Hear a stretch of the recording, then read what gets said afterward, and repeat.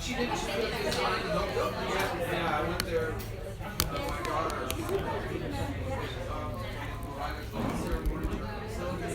And it's so beautiful.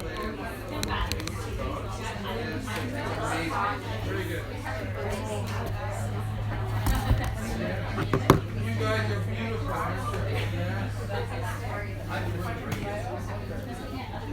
That's how we know that.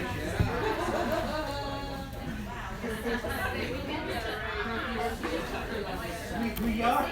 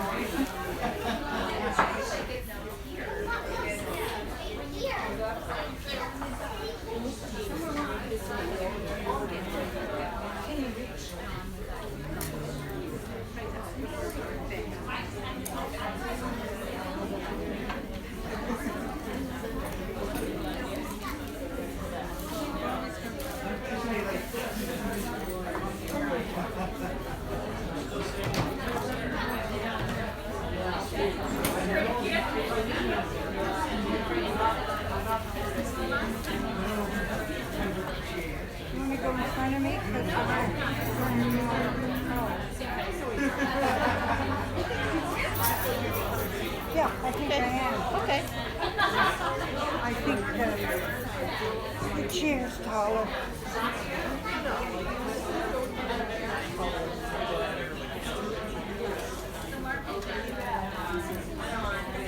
Good evening, everybody. Hello. This is it's on. It's just not super hot. So anyway, I'll try to speak up. Well, friends, we gather here once again to hear the wonderful John Bell. As many of you already know, John is ordained in the Church of Scotland. He lives in Glasgow, and we're so thrilled that he's here with us. And as you probably already know as well, he's an amazing liturgist, a songwriter, a preacher, and he's here to speak with us today.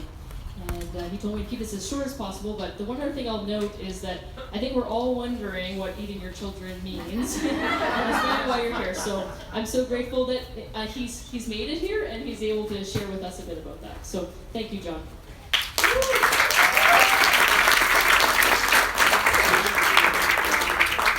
Now, friends, I'm on, okay? We're all here, great. Well, I must just say before I begin, two things. One is to congratulate the people who organised this festival. When you start, with a small group and then in the second year you get 500, that's great. And your country deserves to have something to say. Well done. I'm delaying beginning to talk about the subject, I realise. And the second thing is I didn't say this last night, but for me to come to Canada is just always a thrill. I've come here off and on for about 20 years, and I immediately feel relaxed when I come to Canada. In a way I don't feel in another country not too far away. I won't mention any names. And one of the things which I find it my responsibility to do is when I'm elsewhere, to talk about Canada, particularly in the USA, and to talk about Canadian writers, because I believe that you have some of the best writers in the English language in Canada. And that all goes back, at least for me, to the first day when I came to Canada, and it would be about 22 years ago, I got to the airport, I went in the airport bus and came to Dundas bus station in Toronto and walked about 2 blocks and I saw this second-hand bookshop. And I went into it and I said to the guy, he says, can I help you? I said, yeah, I'm looking for a book. He says, well, you've come to the right place. He says, is there any kind of book? I says, a Canadian book. He says, why? I says, because I've never been here in my life. And I always, when I go to another country, try to read the literature from that country. And I would like to read a Canadian book. So this guy says, would you like a cup of tea? I said, it's a great nation, you know, I'm only here for 1 hour and I'm getting a cup of tea for nothing. So we sat and we had a long talk and he said, now, are you interested in what kind of literature? I said, well, fiction. I like to, you know, the Canadian imagination, that would be good for me. He says, okay, and urban or rural? No, I said, well, I'm a kind of city boy, I live in the country, but I really, you know, I know cities better, so I'd like to be in the city. And he said, West Coast or East Coast? you never ask that in Scotland because if you drive for 40 miles in Scotland, you fall off into the water. I said, it doesn't matter. He said, would you mind if it weren't in English? I said, well, I mean, I speak a little bit of Dutch and even less French. He said, no, I'm talking about in translation. I said, no, that'll be fine, no, okay. He said, yeah, I think I have a book for you. So he went upstairs and came back down and he gave me this book by the most famous Canadian literary figure, who is called Michel Tremblay. He's a French Canadian, so it's not Margaret Atwood, it's Michel Tremblay, most celebrated in other parts of the world. Now, I never knew anything about him at all, and the book was called The Fat Lady Next Door is Pregnant. You know, I trusted the guy who took it, and it's one of the best books I've ever read, and I tell people to get it. It's a great book. And years later, I had the opportunity to work in Montreal, and at this time I read 3 or 4 of his early novels. There's a lovely novel about I guess Therese Pialet and Little Hanging Angel, about girls in a Catholic school. You think, how can a man write about 8-year-old girls with such tenderness and insight? Well, the whole world is there, but it all happens within about a square kilometre in Montreal. And when I was working in Montreal, I went to the Rue Mont-Royal, which he mentions, and I saw some churches he mentions and some schools. And I was on my way back, and I passed by this shop, which had a red T-shirt in the window, which looked quite inviting. I thought, quite like my T-shirt. So I went in, and when I'm in the door, this voice says, "Bon après-midi, monsieur." And I thought, oh, mercy, it's French. And I'm thinking, I stopped that when I was 16. I gave it up like a bad habit when I was 16. And I'm thinking, now this is when I call on Miss McDade, my French teacher and guardian angel, to come to my aid. So I kind of walked about and I found this and I took it up and I very gingerly said, "Je vais acheter," I'd like to buy this. And she says, "Monsieur, je crois que vous ne venez pas de Montréal." I said, "Non, je suis écossais, je viens d'Écosse." "Oh, and pourquoi êtes-vous ici?" I says, "Parce que j'ai lu Michel Tremblay." "Monsieur, vous avez lu Michel Tremblay?" "Antoinette, ici, monsieur, il avait lu." So we have this conversation, and she gives me a 20% discount. I just was sorry I wasn't buying a suit and shoes at the same time. So ever since, I have encouraged people to read, whether it's David Adams, Richard, or Timothy Taylor, or many other authors. Okay, now we're going to verge into this topic, and I'm glad that it wasn't what was, although my schedule was revisited and changed, I'm glad that it wasn't what I spoke about last night, because this is not a bundle of laughs, let me just say before we begin. And it's, when I gave the festival 3 or 4 titles, I thought, we'll never ask for this. And then they did, and which meant I had to work on it. It's not only which I've spoken before. You might think that it's a weird title, and that may be so, but it's even weirder that anyone has turned up to listen to it. Perhaps we should tell each other for the first 10 minutes what our interest is. Because for all I know, this might be a gathering of closet cannibals. Or maybe people who have failed so drastically to discipline their children that they're looking for a way of disposing of them which is novel and incomprehensible. Or maybe there are just some people here looking for a new recipe. Infant whipped poutine. What few people here might expect is my claim that this rather indelicate practice is described in the Bible, not just in one but in 4 places. So Moses says to unfaithful people, if you do not listen to me and still oppose me, I shall oppose you in anger, and I shall punish you 7 times over for your sins. Instead of meat, you will eat your sons and your daughters. And then Deuteronomy. Because of the dire straits to which you will be reduced when your enemy besieges you, you will eat your own children, the flesh of your sons and daughters whom the Lord your God has given you. The most delicately bred and sensitive man will not share with his brother or with the wife he loves or with his own remaining children any of the meat he has eaten, the flesh of his own children. The most delicately bred and sensitive woman, so delicate and sensitive that she would never put a bare foot to the ground, will not share with her own husband or son or daughter the afterbirth which she expels, or any boy or girl she might bear. She herself will eat it secretly. Great discretion in this matter. And then into the book of Kings. This city was near to starvation, and a donkey's head was being sold for 80 shekels of silver. One day when the king was walking, a woman cried to him, "Help my lord king." This woman said to me, "Give your child for us to eat today, and we'll eat mine tomorrow." So we cooked my son and ate him, but when I said to her the next day, "Now give up your child for us to eat," I discovered that she'd hidden him. Lamentations. When Jerusalem had been surrounded, Jeremiah asks, "Must women eat the fruit of their wombs?" Now, given that, it's fascinating that when somebody mentioned one of the speakers earlier on today, that there are allegedly in Scripture 6 texts that deal with prohibition on gay relationships. The 6 texts have got nothing coherent about them, but they're picked on as a reason to condemn people who are LGB, or what do you call it, BTL. Now here we have 5 clear texts from Holy Scripture, and nobody seems to want to say, well, this should be mandatory in all people who believe. I mean, having read these, I wonder whether I should say, now go and do likewise, but use plenty of tenderizer and garlic. But if it's any relief, this is not my intention.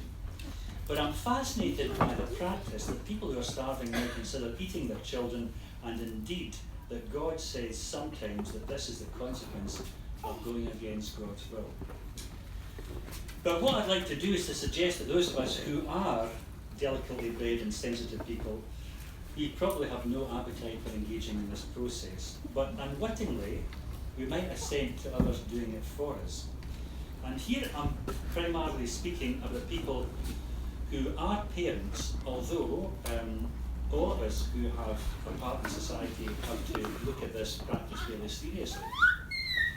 I can't speak for your nation or for yourselves, but my comments will have to be measured and compared to your experience.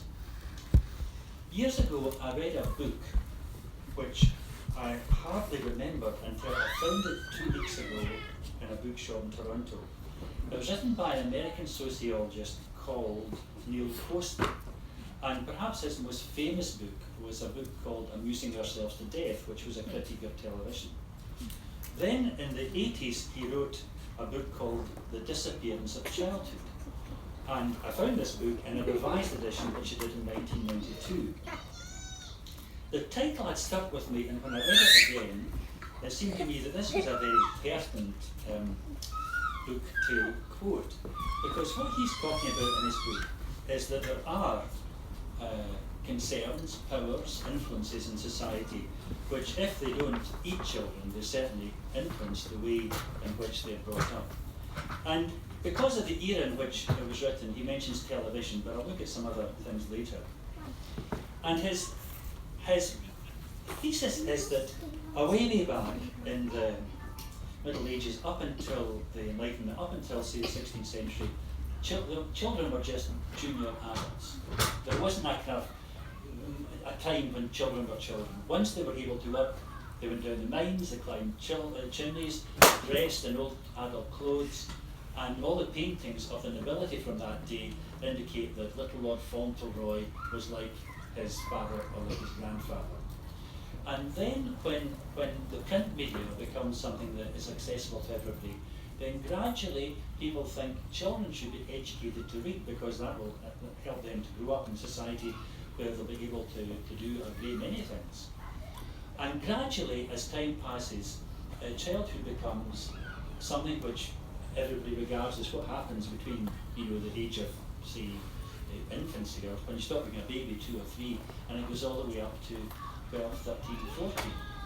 And there are clothes which are designed for children, and there are toys which are made for children in this era, and there are educational lessons which we believe that children should learn in school, subjects which they could study. And in the experience of most people here, if they remember their childhood, it was a very different thing from adult life. I remember when I was 14, I got a job being an organ in a church, and my father said, "Well, we better get you a suit." So he took me to this Jackson the Tailor's in Kilmarnock, and it was a gents outfitters which had nothing but clothes for adults. And in the background, right at the back, there was this corner called Junior Man. So my dad takes me up to that, and I'm measured for a suit by a guy who's about 6 months older than me. He calls me sir. These knees, looking like a man, junior man. And I'd wear this on Sunday to the church, and when I think of it, I'd wear it up down the street on a Saturday to let people see how much I was looking like a man. But that was when I was 14 and 15. Hitherto, before then, all the clothes I wore bore no resemblance to what my parents wore. All the games I played bore no resemblance to what my parents played. And the things which I watched on television, or which I read, or which I heard on the radio, were not the kind of things that my parents would automatically listen to. There was something which was channeled for and devoted to people who were children. And Postman says that round about the 70s or 80s, that changes. And there's a trend in fashion, there's a trend in the media, there's a trend in society at large, where childhood is gradually taken away, and young people are encouraged to be adults from a much earlier age. And he says, with regard to the media, television particularly, this is one of the major forces. Because whereas, when the BBC, from which to some extent the Canadian Broadcasting Company was born, or at least modelled on BBC. And the BBC, when I was a boy, when I was 6, the BBC stopped broadcasting at 6 o'clock until 7, so that parents could put their children to bed. But that would never happen now. And until about the 80s, maybe 85, 88, the BBC had children's programmes from 5 o'clock till 6, and then 6 o'clock was the news. And then there was a kind of watershed about 9:30 or 10 when adult programming, which might involve swearing, was used. That has all gone now. And so the programmes that are on between 5 and 6 are not children's programmes, they're adult quiz programmes, and they cover a whole range of things. And whereas at one time the vocabulary of the television would be toned down in case kids were listening, and any kind of what one might call mature conversation would be kept until later, that all disappeared. It disappeared in North America, not in Canada, but in North America, when Bill Clinton was arraigned for having an extramarital affair with one of his staff. And there were words which were broadcast in the hearing of children which most adults would never imagine that their children would hear. But this was in the 6 o'clock news, or the 5 o'clock news, or the 4 o'clock news. And so Postman, I just want to quote him a couple of times, television is an open admission technology to which there are no physical, economic or imaginative constraints. The 6-year-old and the 60-year-old are equally qualified to experience what television has to offer. Television, in this sense, is the consummate egalitarian medium of communication, surpassing oral language itself. For in speaking, we may always whisper so that the children will not hear, or we may use words they may not understand, but television can't whisper, and its pictures are both concrete and self-explanatory. The children see everything it shows. And then he goes on a bit later to say some of the things which television shows or allows people to learn from.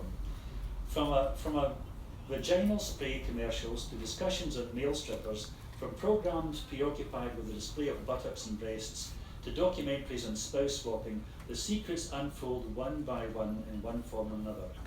The problem here is the difference between public knowledge and private knowledge, and what the effects are of the elimination of private knowledge by the full disclosure media. And then maybe one other quotation. Yeah, the children of the Industrial Revolution knew very little beyond the horror of their own lives. But now, through the miracle of symbols and electricity, our own children know everything anyone else knows, the good with the bad. Nothing is mysterious, nothing awesome, nothing is held back from public view. Indeed, it's a common enough observation, particularly favoured by television executives when under attack, that whatever else may be said about television's impact on the young, today's children are better informed than any previous group of youngsters. The metaphor usually employed is that television is a window to the world. This observation is entirely correct, but why it should be taken as a sign of progress is a mystery. What does it mean that our children are better informed than ever before, that they know what their elders know? It means that they have become adults, or at least adult-like. It means, to use a metaphor of my own, that in having access to the previously hidden fruit of adult information, they're expelled from the garden of childhood. Now, you may know this or have recognised this in different places, and I certainly have in my own experience. Remember when my nephew, who's called Graham, when he was 2 years of age, his grandparents on my sister-in-law's side decided that they would spend in the region of $160 buying him stuff with which he could play. It was all electronic, it was all gadgetry, it was all press this button and something will happen, or flick this switch and something will happen. And after about 2 days he was totally bored. His mother complained to me, my parents have spent £120 buying him expensive toys, and after 2 days he's bored. I would have been better giving him an old cookie tin with knitting needles. So at Christmas his Uncle John gave him an old cookie tin, and not knitting needles, but 2 sticks and a piece of string. And he very quickly made a drum and banged hell out of it for a week, and completely left aside the sophisticated technical gadgetry which other people had produced for him. And indeed, it took him into a pipe band in which he still plays. I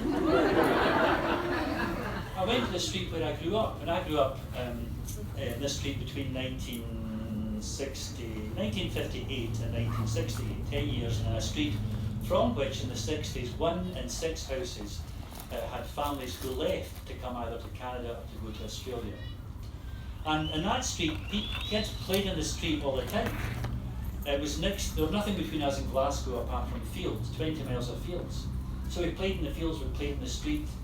Girls in huge groups, we played communal skipping ropes where there was a crowd at that end, a crowd at that end, and one by one they would jump up and down in the middle. And the boys would do a whole range of things, build dens, set fire to fields, climb trees.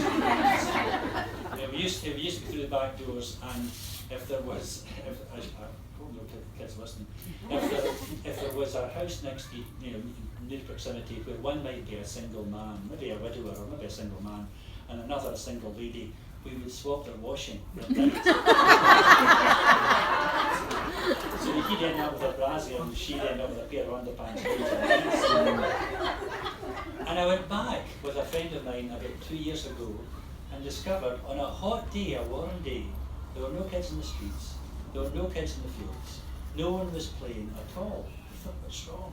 What has happened to childhood where kids between 6 and 14, clearly, even 20 years ago, would have been playing in the streets? And then I noticed a thing in the vicinity in which I live, which is in the middle of Glasgow. it was last Christmas, and I was walking past an advert in the Underground. Now, if you ever go to Glasgow, it's a great city. It has great public transport. It has buses that go everywhere. It has trains that go in many directions. And it has an underground, the oldest in Britain, in which you never get lost, but you might get dizzy because it goes in 2 circles.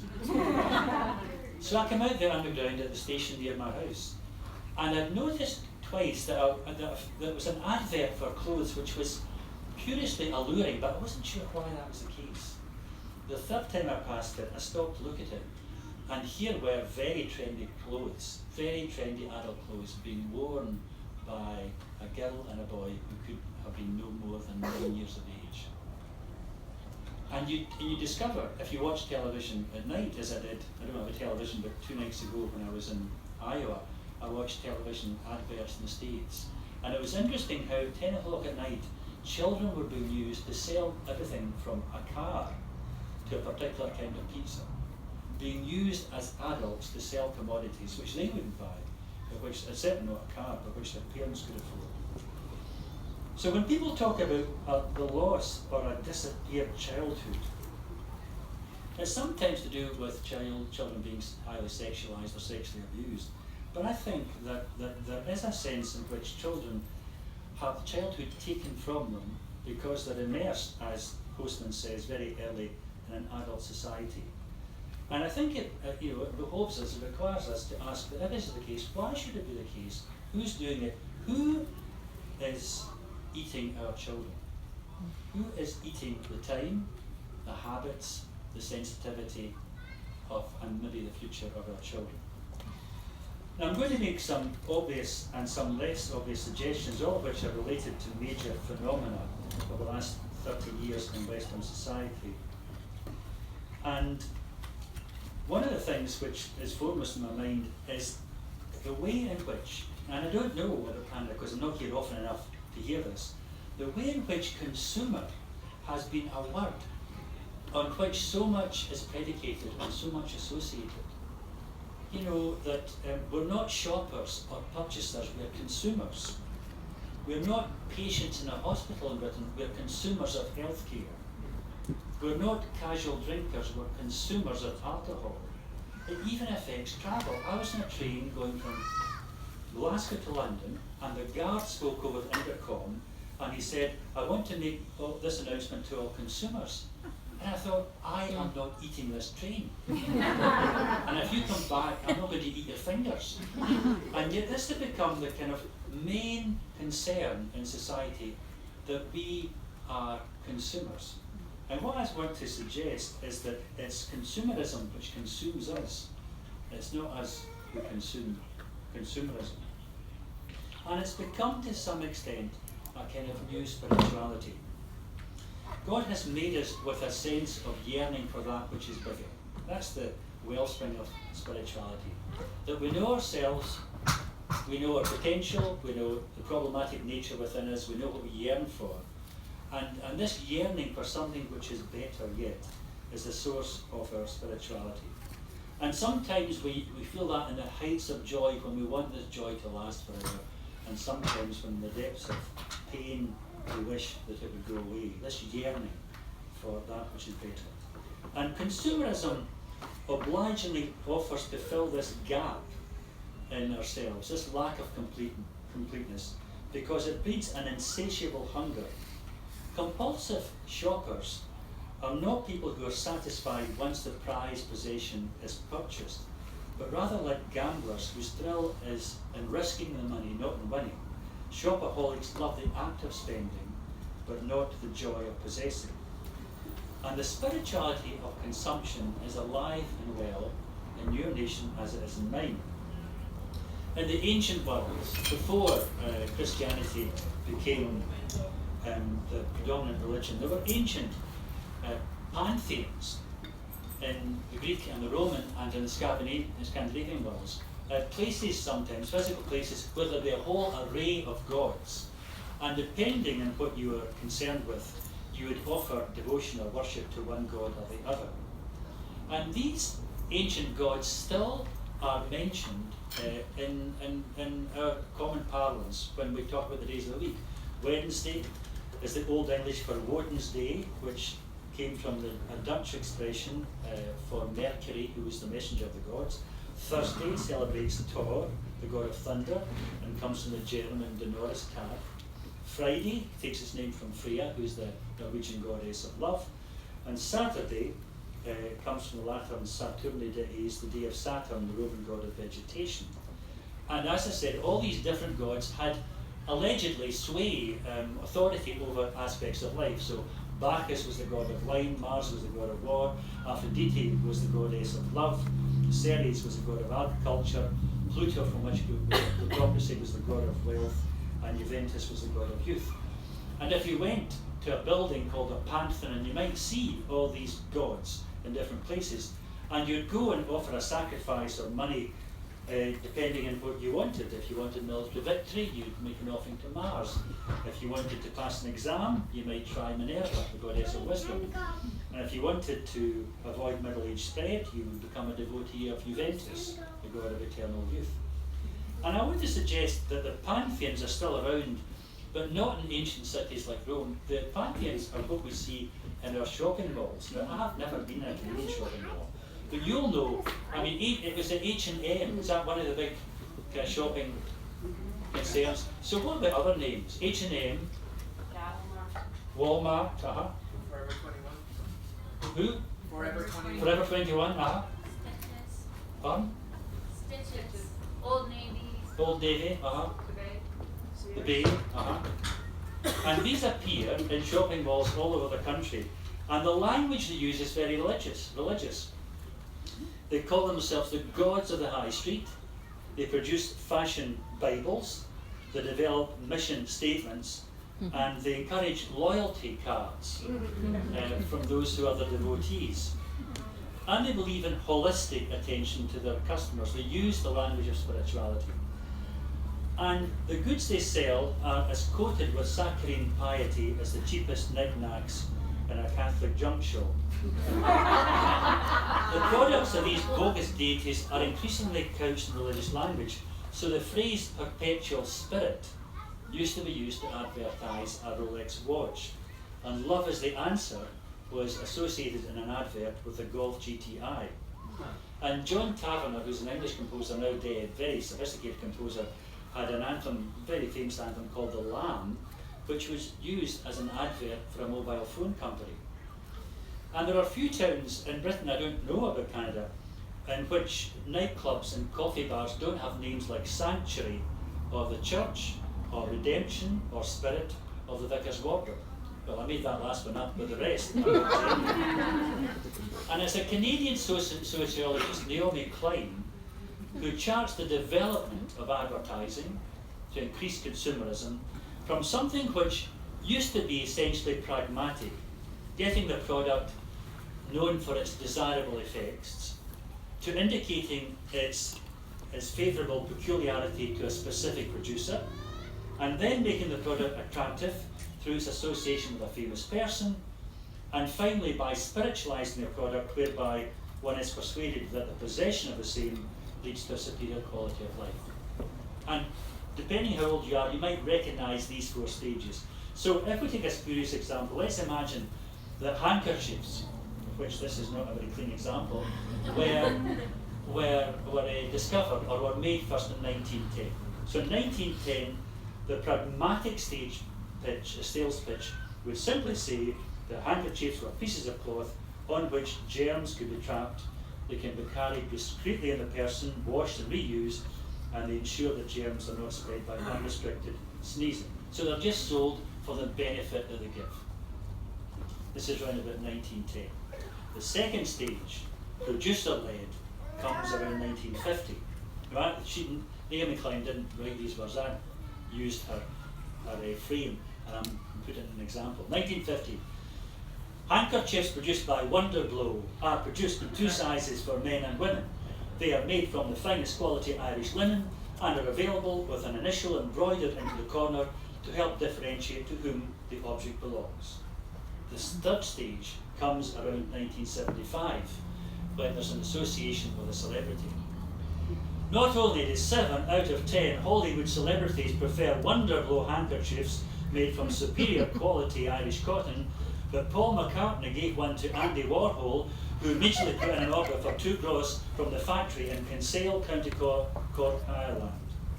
And then the final stage, the spiritual nirvana through possessing this product, comes with the new millennium in 2000.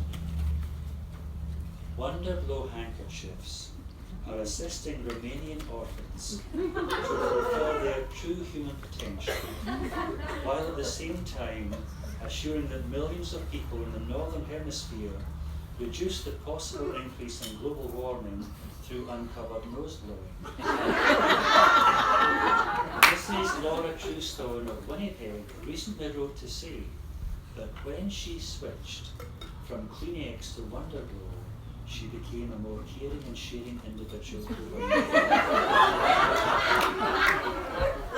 It's a whole lot of nonsense, and yet to some extent we buy into it or we're influenced by it. And this culture of consumerism has, either through us who are adults or directly to children, an incredible impact on their lives. The older children, it amazes me, when I went to university in 1968, I got a grant from the government. I came from a poor family, so I got a full grant, and part of that was to buy some textbooks, some exercise books, and some pens.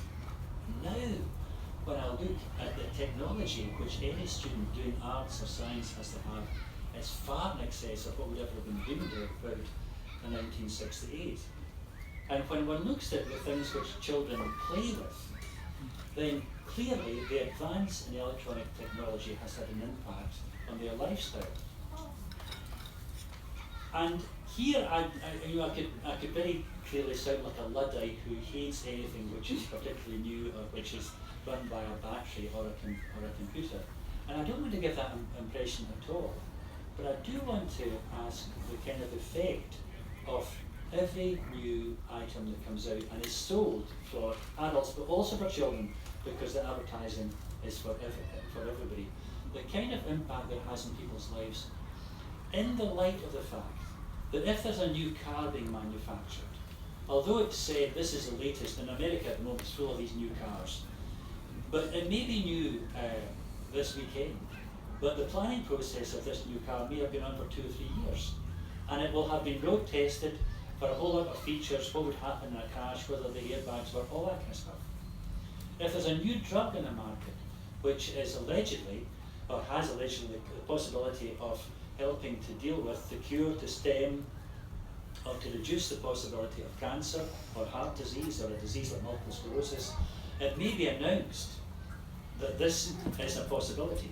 There will have been maybe 2 years of work in laboratories before the announcement is made, but then there will have to be a research program where comparative studies are made with people who take the drug and who don't, and all the research will have to be peer tested. That's to say, other people who are researchers who don't know the original researchers will have to see in their laboratories whether the same results. And then, after 2 or 3 years, it's made available to the general public through health professionals. But now, a new piece of mobile technology comes in the market, and the automatic presumption is that this will be a good thing, and it's a must buy. And kids will pester their parents until they get it, and adolescents or young people going to university will go into debt to get this piece of gadgetry. And very, very few people have done any research as to what might be the long-term effects. The postman could see that there were effects in children's lifestyles when on television they were aware of anything about anything. You could see that was a change in them losing childhood and perhaps becoming adult too quickly. But what the effect of technology is in people has yet really to be charted. There's a guy called James Katz of Rutgers University in New York State who's done some work on it, but very few people are charting it.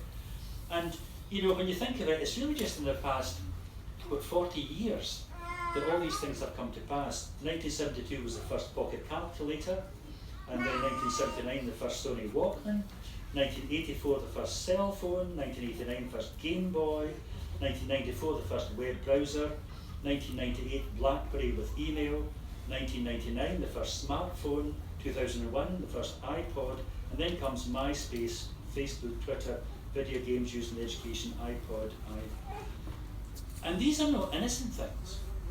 You know, the founder of Facebook, or at least this company, makes almost $2 billion a year from Facebook. And so it's in his interest that at the moment, almost 2 billion people in the world have contact through it.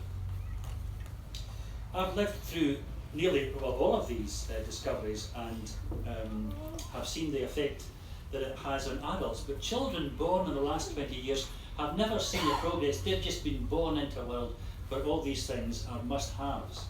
So at the moment in Britain, 6 out of 10 kids use a tablet computer at home and will watch more TV on their tablet computer than they'll ever do on a television. And not to be hyper-pessimistic, but just to give some indication of what researchers are saying, there was research done recently, and I'm quoting from stuff in the last 2 weeks in the newspapers. This is from South Korea, where it says more than 80% of South Korea's 50 million people have smartphones, spending an average of 4 hours a day tweeting, chatting or playing games, and about 15% showing signs of addiction, according to state data.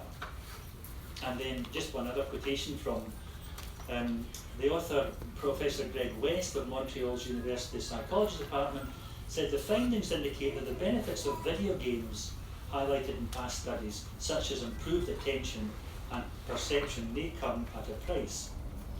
He indicates that the percentage of action video gamers, I don't know if that's the right grammar, but 81% is the percentage of action that video gamers who display the behaviour associated with a higher brain disorder risk, compared with 42% of the control group. So if you are a video game player, you have 81% of a risk of a higher brain disorder than if you were the regular control group, who would only have 42% of the possibility of a higher brain risk. So where does that take us? Well, it sounds a bit of a bleak scenario, but I think it leads us to acknowledge that there are some common effects. When I was in Georgia 10 years ago, I don't know what I was speaking on, but this woman, a teacher, wanted to talk to me. And she said something that I'd said had sparked something in her, so it's her witness, it's not mine. She said, every morning in class, I have to spend the first half hour waking some kids up and calming other kids down. And she said, it's all because either on their own equipment, their own personal technology, or watching a television, they've either watched something which is highly entertaining to 2 in the morning, and they haven't had enough sleep, or they've watched something which is scary, which is maybe verging on the demonic, to do with ghosts and things, and they're still, they haven't had any sleep, and they're still almost kind of electrified by this in the morning. And she said, I say to the parents, would you please ensure that all electronic technology is turned off in your 10-year-old children's bedrooms by, at the latest, 10 o'clock at night, because they need their sleep. And the parents say, oh, we listen at the door. They're always very quiet, they're all sleeping. These are the same silly buggers who have bought them earphones so they can plug in. Now, last week I was when I was in Iowa, I went to the only seminar in this conference that seemed to deal with reality, which was dealing with adolescents. And here was an English teacher saying that for her, in her experience, the thing which makes adolescents most grumpy is a lack of sleep.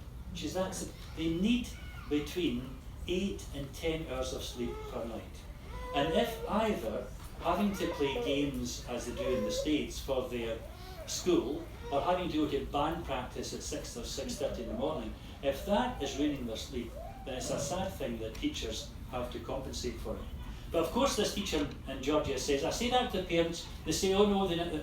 But if these kids don't get high grades, it's never the parents who take the blame, it's the school which has to take the blame for failing to educate.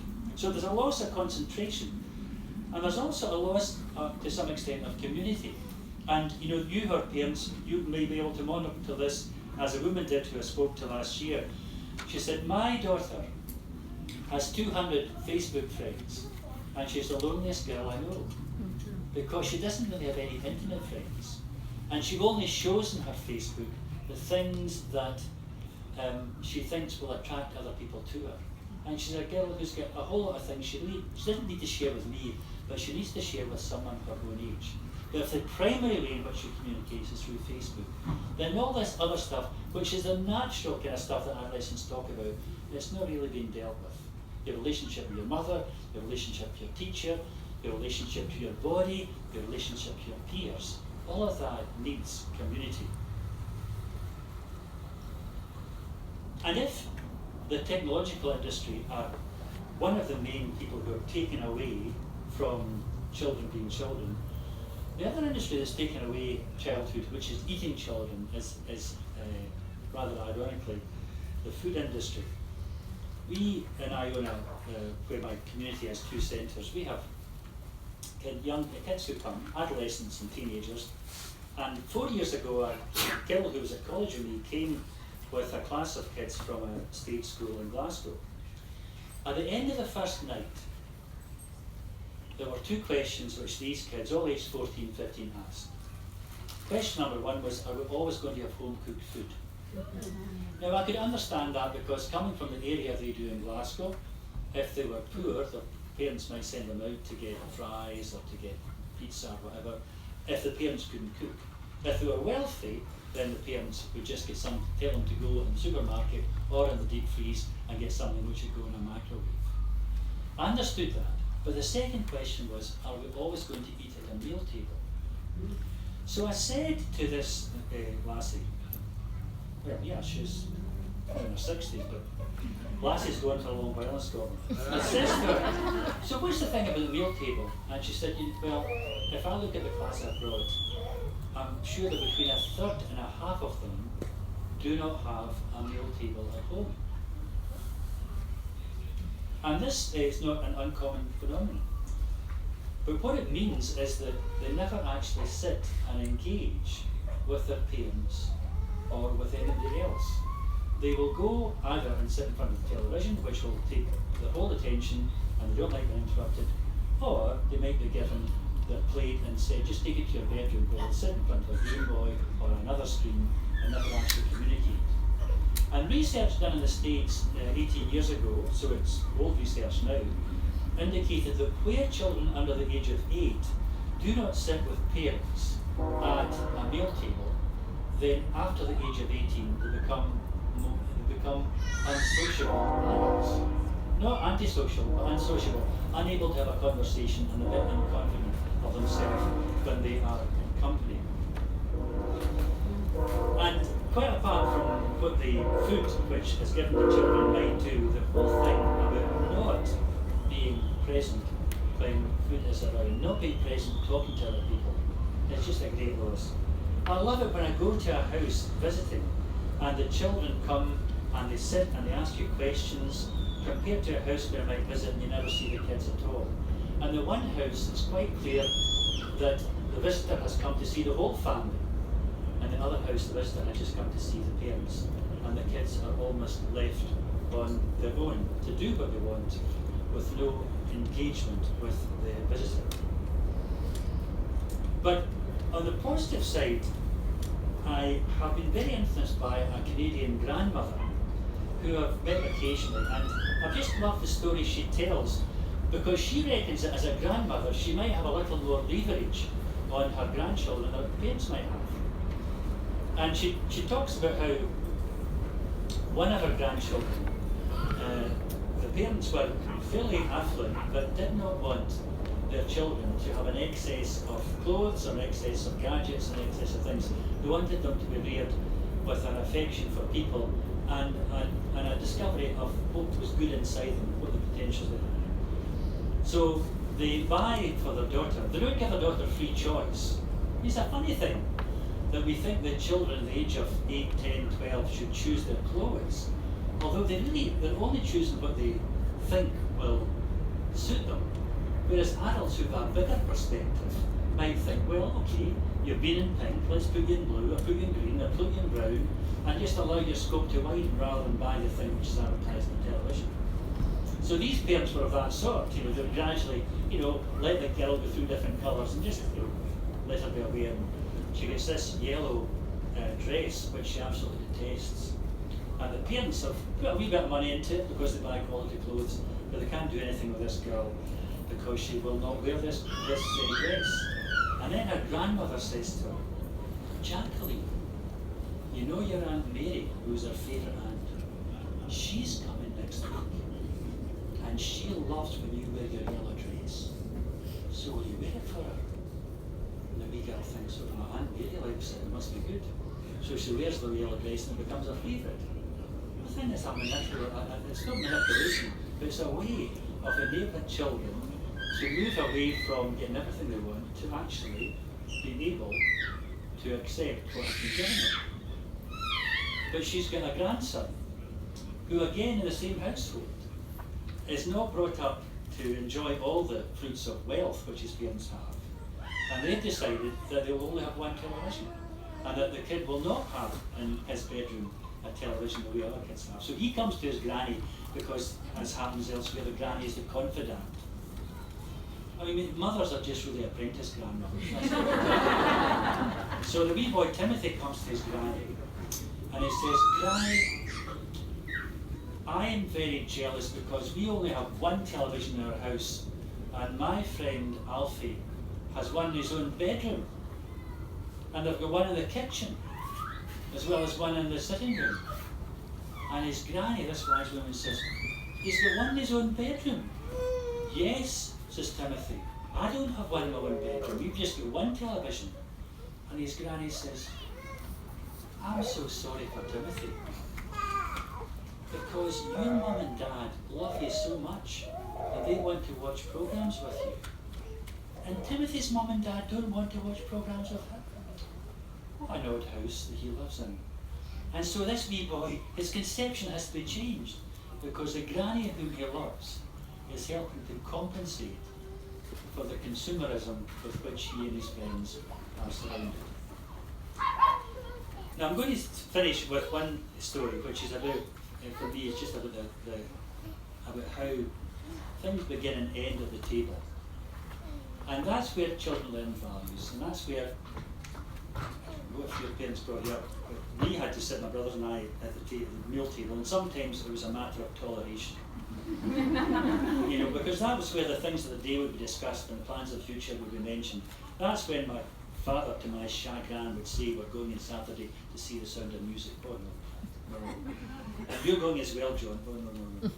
And you couldn't leave, you know. Your legs were under the table and that was you stuck against the wall until you agreed that on Saturday you'd wear your best clothes and go to Glasgow to see The Sound of Music. I hated it. Even more, we were a poor family, and you know, we didn't go to the cinema very often. This was a 20-mile journey in a bus. And there's my father and my mother and my grandparents and my two brothers and me, and we get to Glasgow and my father marches us through the street into the Gaumont cinema, and we sit at the front. Because we didn't have much money for the expensive seats, so there's seven of us at the front. And The Sound of Music, for people who might remember the early days of that film, was a film that had an intermission in the middle. When the lights went up, and in Glasgow, women in high heels would come down with trays selling ice cream and orange juice and Butterkist, popcorn. I wonder if my dad will buy us some popcorn or maybe a drink. And meanwhile, my grandmother is under the chair and she brings up this brown paper parcel in which are egg sandwiches. They've been there for 3 hours. They're warm. And she opens them and they stink. And then, you know, she says the boys are hungry. This boy was mortified. I don't want to be in this family. And then she's passing them round, and then she goes out and she brings up a flask of hot tea. She unwinds the tap, and you see this steam rising, thinking, oh, everybody will look at us, this is awful. But now when I look back, actually to endure that, to go through it, was a fairly, you know, it was a good learning experience. And if I were a parent, which I'm not, I think I'd probably inflict the same kind of mistake. Because why should they get what they want? Why should they not occasionally enjoy a day with the family and with their grandparents? And the meal table is where things are discussed. In fact, there are some people, some social psychologists who are saying this is the most important thing, that parents and adults sit together and enjoy a meal and then talk about the things where there might be some disagreement, And don't do that in a kind of, and the moment in Glasgow we have this thing, what's it called? Quality time. I met this woman, she said, oh, I had quality time with my child. I said, when's that? She says, well, I ran her to school and I ran her back. I thought, well, most girls I know, you know, at 8:30 in the morning, are not exactly enjoying quality time. 10 minutes with her mother in the car going to school. And certainly if my mother had come to pick me up at the school at 4 o'clock, I'd have been surprised because she didn't drive. But B, I would have other things to do age 16 other than sit in my mother's car and have quality time. And this becomes a substitute for the most natural thing, which is just enjoying a meal and talking to each other. So here's a family who I love dearly, the husband and wife called David and Mary, and to go to their house is a joy. They have brought up, I think, the best adjusted kids of all the families I go to. They're not, you know, sobs, they're very big, tough boys, but they were bred to believe that they were made primarily for human relationship, that God intended them to relate. And from the womb, virtually, they related to all their parents' friends and to their own friends. And Mary spent a long time, she discovered that in her neighbourhood, people were saying, this is a fairly affluent neighbourhood, that when kids came for a party, they could bring a gift, but when they left, they would get a gift. And she said, look, what we're doing, we're turning our children into consumers. They can bring a gift, but there's no need for the person having the party to give them a gift when they go. Yeah. It just increases this insatiable desire for more. And having got that out of the way, then the parents decided that they'd almost compete with each other. You know, some would get in a performer, to a clown, to a party, and some would take them to McDonald's for a party, and others would do other things. And she had a hard battle because she didn't want her kids to buy into this kind of commercial society where the society would consume them. And they'll be very successful. And you go into that house, I went in there, 3 months ago.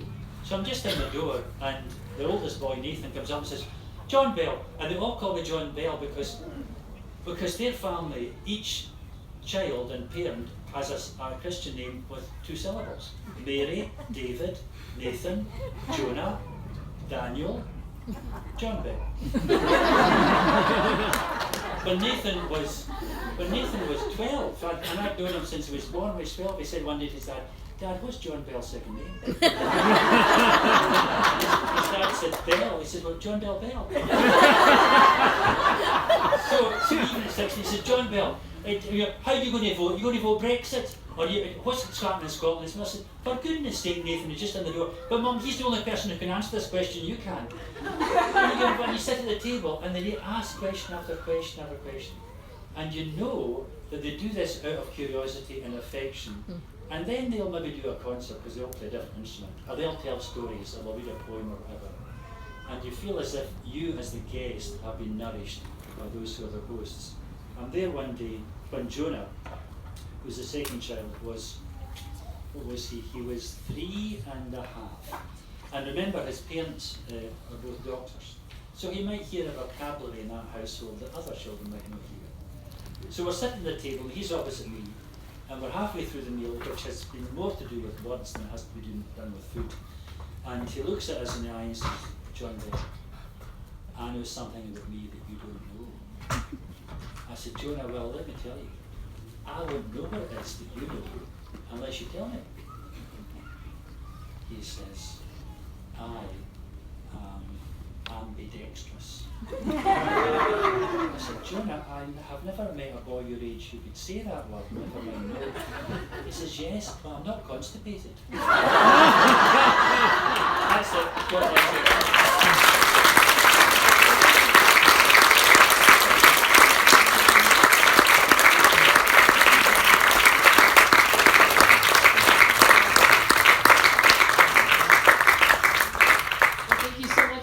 Thank you for solving the mystery of the title, and also for giving us lots of food for thought. So thank you so much for being here with us and for offering all of your wisdom to us today. So friends, yeah, we can clap for him again in 1 second. But right now, on the main stage is Heather Lynn, and we're going to do a small closing ceremonies, and we'll have more acts right through till after 10 tonight. So if you're able to stay, please do. And let's hear it for John.